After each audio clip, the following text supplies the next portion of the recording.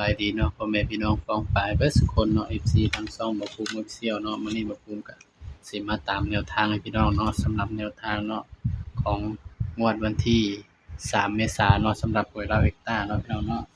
มาพูดนำกันเลยพี่น้องลาวเอ็กต้างวดวันที่3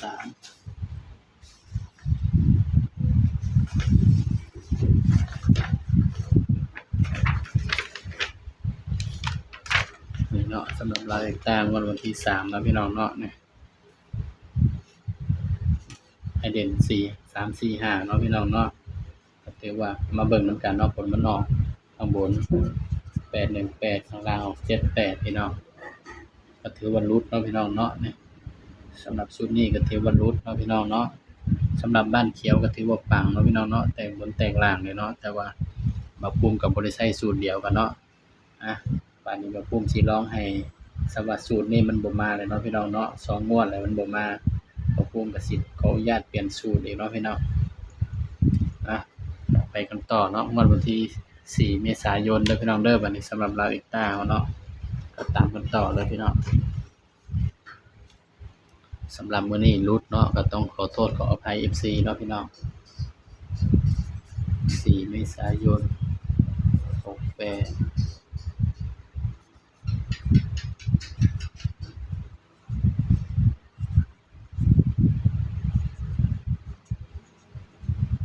สำหรับลาวเอ็กต้าเนาะพี่น้องเนาะบ่ภูมิก็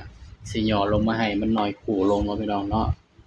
ย้ำว่าตัวเลขก็เป็นเพียงแนวทางเด้อพี่น้องเด้อมักก็ตามเนาะบ่มักก็เลื่อนผ่านเนาะพี่น้องบ่ภูมิก็ให้เพื่อเป็นแนวทางเท่านั้นเนาะพี่น้องเนาะมาเบิ่งนำกันเนาะบ่ภูมิสิให้ตัวใด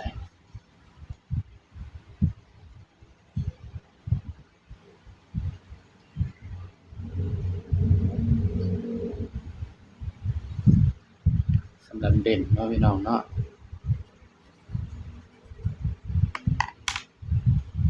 8หลายบัดนี้ก็ต้อง8เท่านั้นแหล้วเนาะพี่น้อง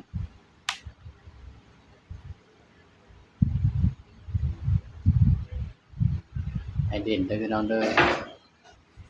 เด่น8กับ9เนาะพี่น้องเนาะให้เด่น8กับ9พี่น้องสำหรับแนวทางเนาะหวยลาวเอ็กต้าเนาะงวดวันที่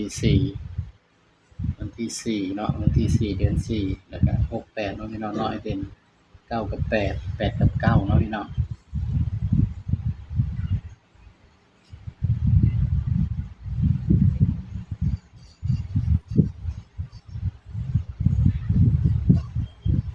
เด่น9กับ8 8กับ9เนาะพี่น้องเนาะ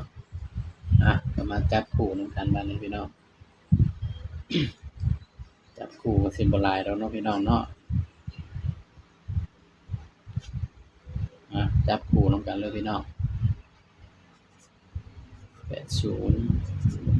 81 81ออกแล้วก็ออกอีกได้เด้อพี่น้อง80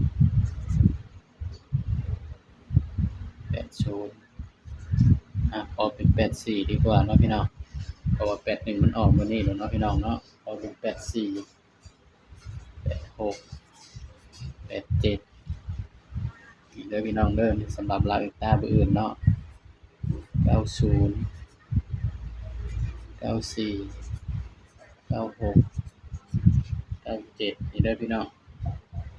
474 99พอมันกันเบิ้ลก็คือพี่น้องกันเบิ้ล99กับ00เนาะกันเบิ้ลไว้พี่น้องนี่88ก็เป็นไปได้เนาะพี่น้องเนาะสำหรับเด่นผู้อื่นเนาะก็ให้เด่นที่9เด้อพี่น้องเราภูมิให้เด่นที่9เนาะพี่น้องเนาะนี่สำหรับแนวทางเราเอ็กต้าผู้อื่นเนาะชุด3ตัวก็มิดเดียวเลยพี่น้อง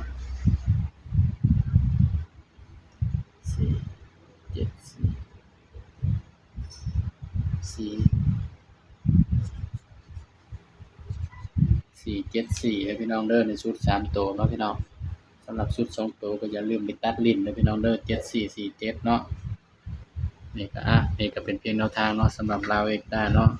ของงวดวันที่4เมษายนเนาะพี่น้องเนาะสำหรับคลิปนี้เนาะบ่ภูมิก็ฝากพี่น้องไว้เพียงส่ำนี้เนาะอย่าลืมกดไลค์กดแชร์กดติดตามบ่ภูมิ Official ให้เด้อพี่น้องเด้อสบายดีครับ